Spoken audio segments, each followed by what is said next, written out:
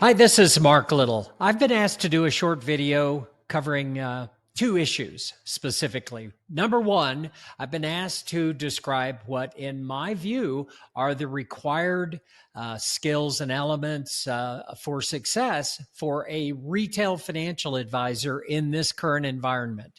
I've been a retail financial advisor for over 40 years, serving individuals and families, coordinating all their financial affairs. So I will go through that.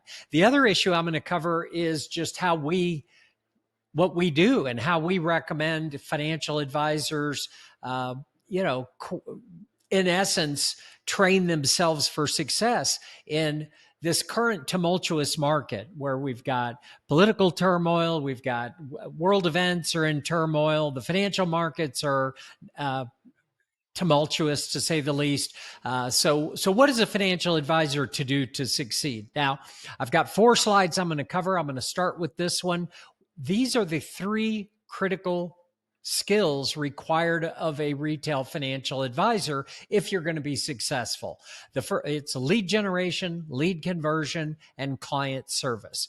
So what is lead generation? Well, I call it client acquisition. This involves, how many potential clients are you able to fill your calendar with to in essence sit down and explore doing business together. So if your calendar is filled with ample people that want to sit down and explore doing business with you, well, then client acquisition, lead generation is not an issue for you.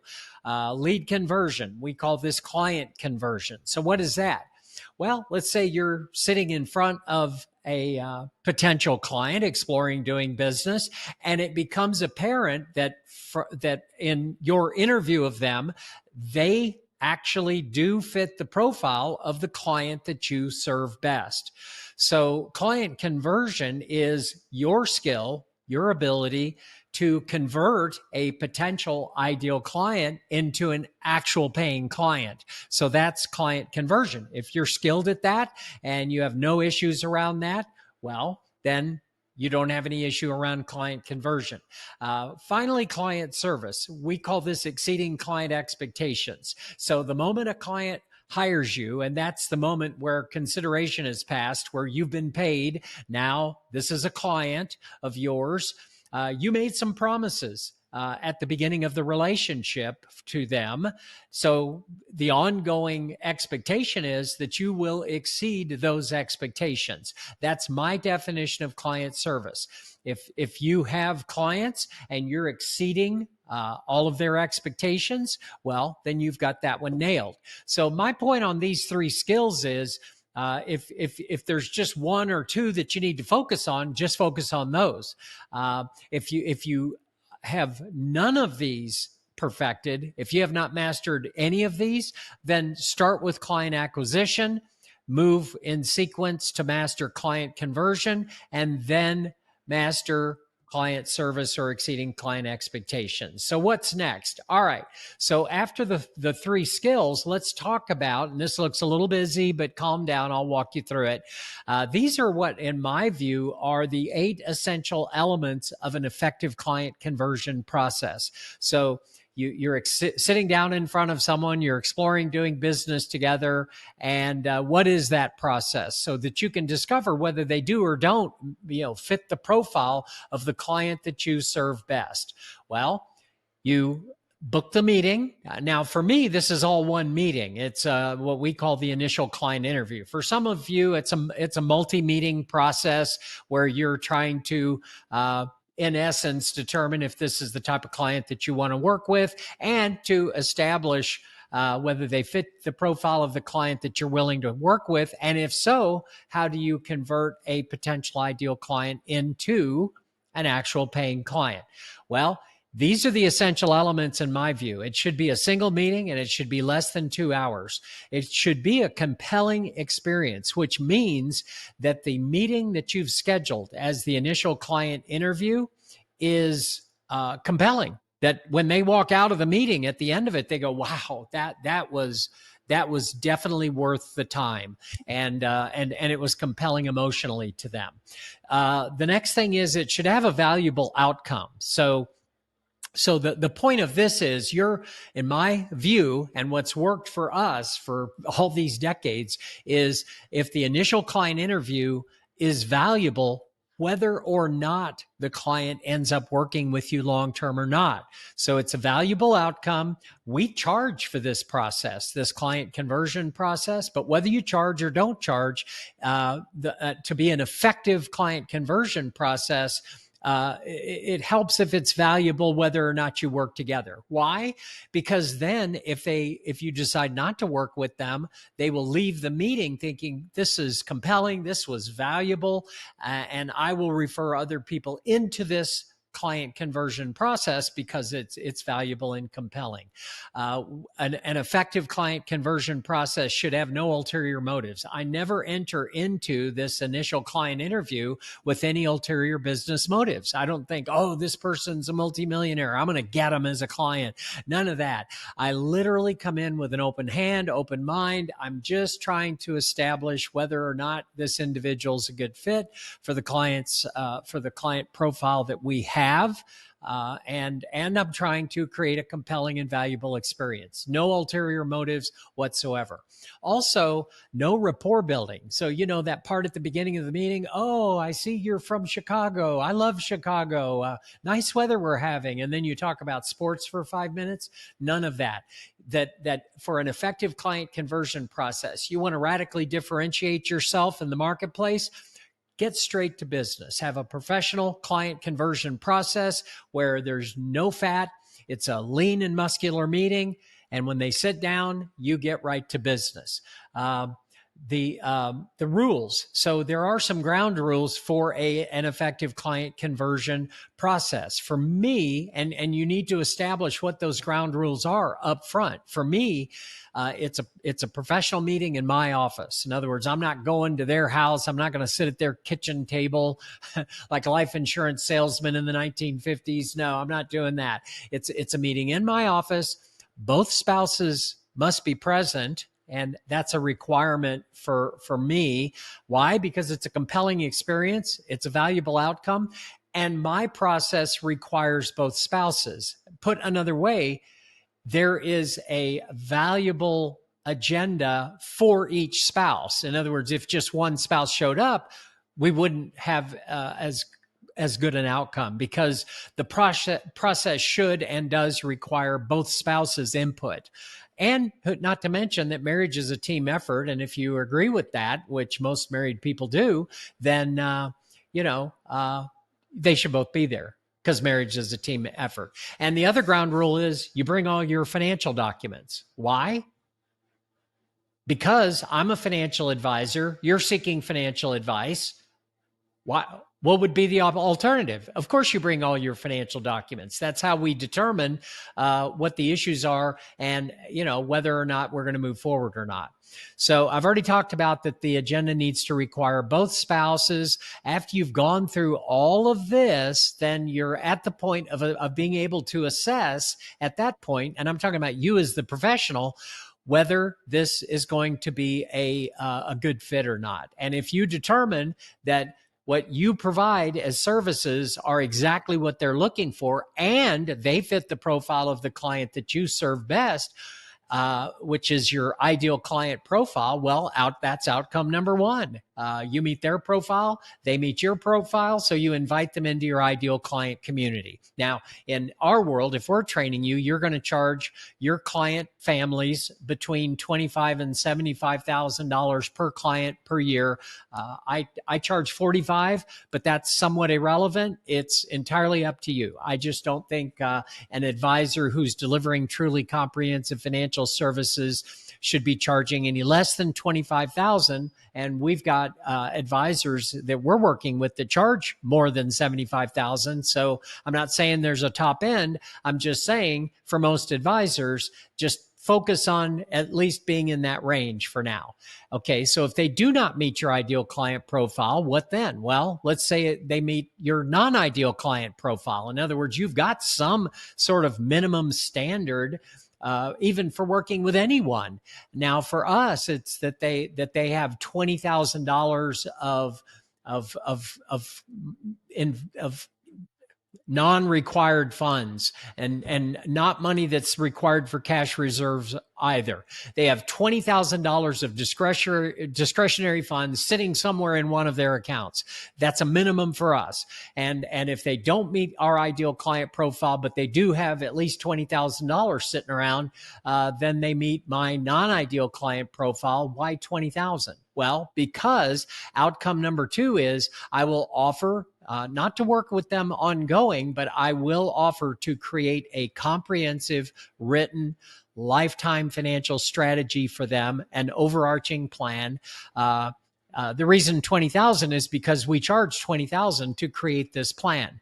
Now, I know most advisors charge less than that for a financial plan, but this is not a financial plan. What we train, and we have the format for this, and we've got data on what it needs to look like to be worth 20,000, but you shouldn't be charging less than $10,000 if what you're providing is actually worth 20. And we have evidence that what we are teaching as far as the format of the plan is worth $20,000. So if they don't meet the ideal client profile, but they do have at least 20,000 sitting around, we will offer to create the same high-level overarching plan that we create for our ideal client community. It's just that we will create the plan. It takes 104 days to create this strategy. And then after that, we will hand over all the action items and recommendations to the client along with the plan. And there's almost always somewhere between 40 and 50 action items and recommendations that we have our team has generated in order to for a client to improve their financial affairs and to get on track with their goals.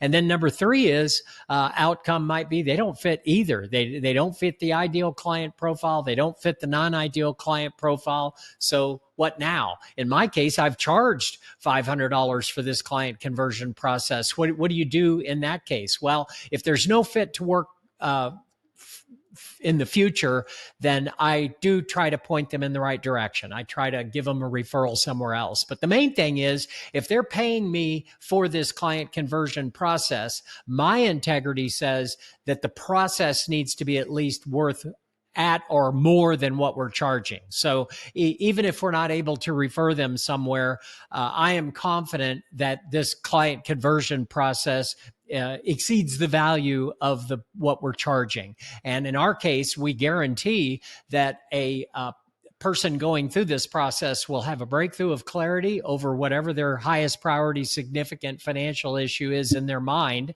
So if a potential client comes into this process with a significant financial issue that they think is a high priority, I will guarantee that they will have a breakthrough of clarity about that, and they'll know precisely the next step to take. Whether I refer them anywhere or not, they will walk away from my process knowing precisely what the next step is, even if the significant financial issue they've been struggling with it for a long time. Maybe it's been keeping them up at night worrying for months. I guarantee that they will walk out with a breakthrough of clarity and knowing precisely what the next step is. So that's the 8 essential elements of an effective client conversion process. Now, let's say they do meet your ideal client profile and you decide to work together long term. What does that look like? Well, we recommend that you provide what we call truly comprehensive financial services. This is a trademarked term. We've trademarked it. Any advisor working with us is free to use our trademarked terms. You're licensed to use those while you're working with us. But it's a 4-step process, and we just walk. We have a lot of training on this, but this is what we feel. If you're offering comprehensive financial services, this is what, and this is a data-driven statement that I'm making. These are the 4 client expectations. These are the 4 steps to deliver on truly comprehensive financial services, more defined in the client's mind than in the industry's mind. So this idea of comprehensive financial services, there is no industry agreed upon definition of that. So what did I do? I went out and studied clients, and what do they mean by this? And we are delivering on that. And so the 4 steps are: you build a team of 5. And I think more aptly said, you have an expert in 5 areas. So you have expertise, and it's a team. It's not just a one-man band financial advisor who's got a certified financial planner designation. No, you've got a team. I'm recommending a team of 5 in what? Financial planning, money management, insurance, estate, and tax. So you have a chartered financial analyst in money management. You have a certified financial planner in planning. You've got a certified public accountant on your team in the area of tax. You've got a lawyer on your team in the area of estate planning.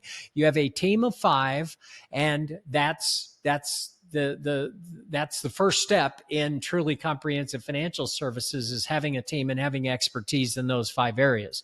Number 2, you have 10 client deliverables, which is to say you have comprehensive deliverables in those 5 areas. In other words, you have a process guaranteeing that nothing's going to fall through the cracks in these 5 areas. And in our model, we have developed 10 client deliverables across these 5 areas of personal finance that we just discussed. Number 3, you develop all this around an extraordinary client experience.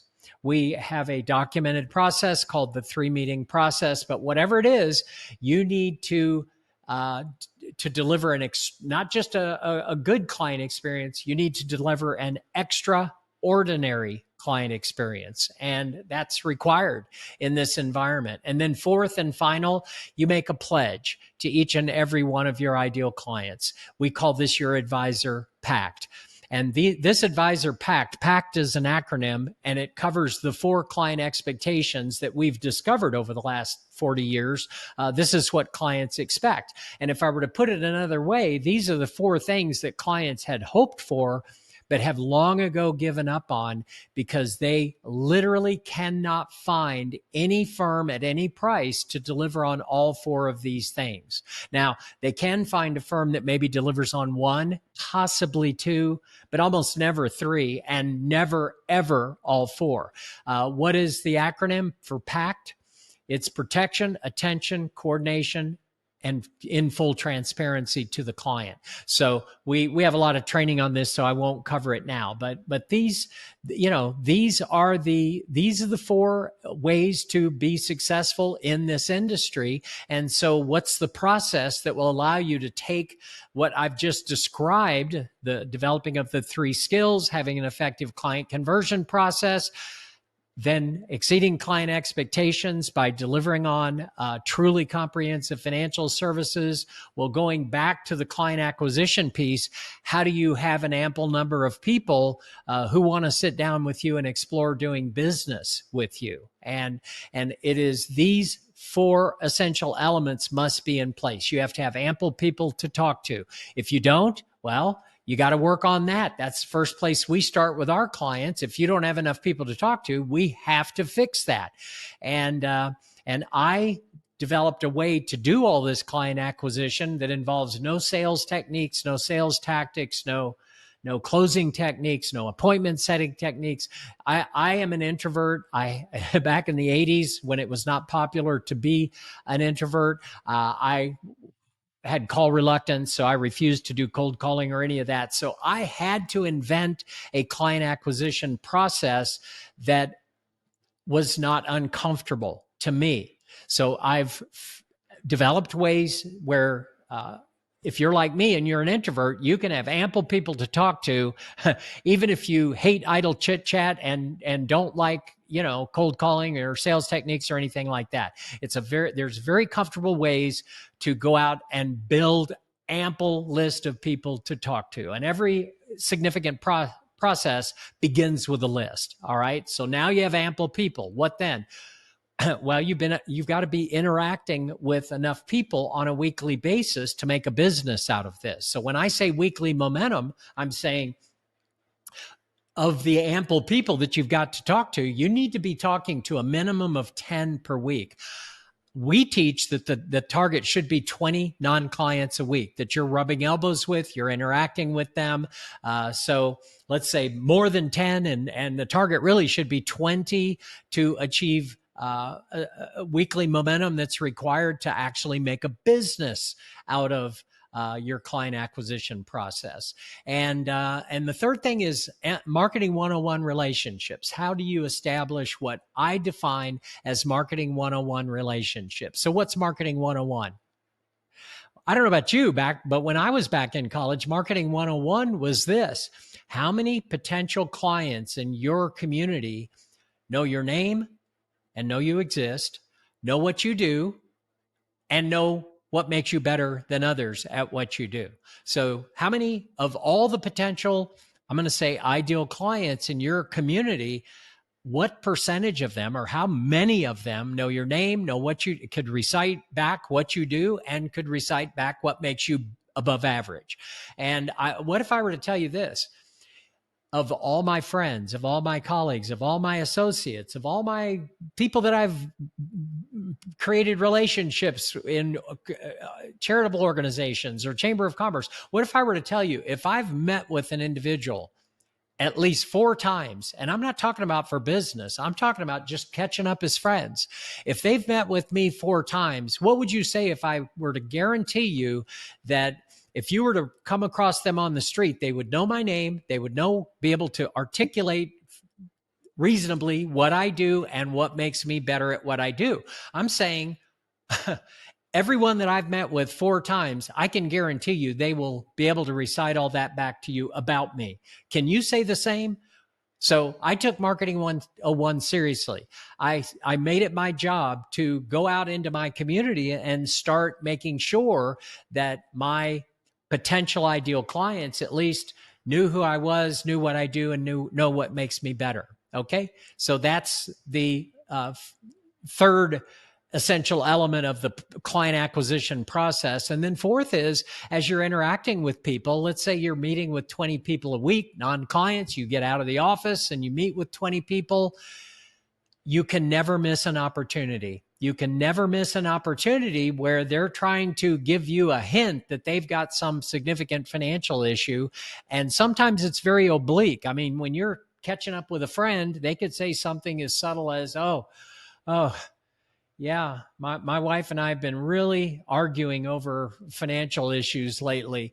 Do you recognize that as potentially an opportunity where they might be asking you to help them? It could be a cry for help. So you never miss an opportunity, and you have the skill to stop the conversation and just see if that's what they're meaning or not, if that's what's going on here. So you have ample people, you have weekly momentum, you're meeting with enough people every single week, you have some sort of a marketing 101 strategy where your potential clients in your community are in a very organized way becoming aware of you and what makes you better, and you never miss an opportunity. And so if you have all these 4 in place, that's an effective client acquisition process. And if none of this is a good fit, my point is you need to tighten up your process. And for us, if an advisor comes in and they're lacking any one or more of the things that I just talked about, we have training and systems and processes to tighten it up. So anyway, those 2 birds with 1 stone, that's what I think it takes to be successful in this environment as a retail financial advisor to families, as opposed to corporate finance. And this is what we train. This is what we do. This sort of training these skills and these critical processes.